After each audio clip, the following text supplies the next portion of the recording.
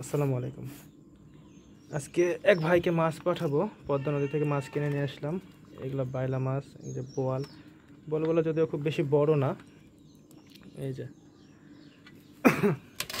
এগুলো গজার, নদীর গজার। কিছু টাকি মাছ আছে, এগুলা খুচরা মাছ। এই মাছগুলা কিনলাম 50 টাকায়।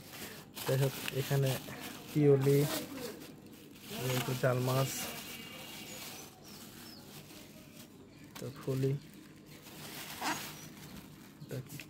এখানে অনেক বড় বড় চিংড়িও আছে। এই যে অনেক বিশাল বিশাল চিংড়ি, চিংড়ি আরও আছে অনেক এরকম।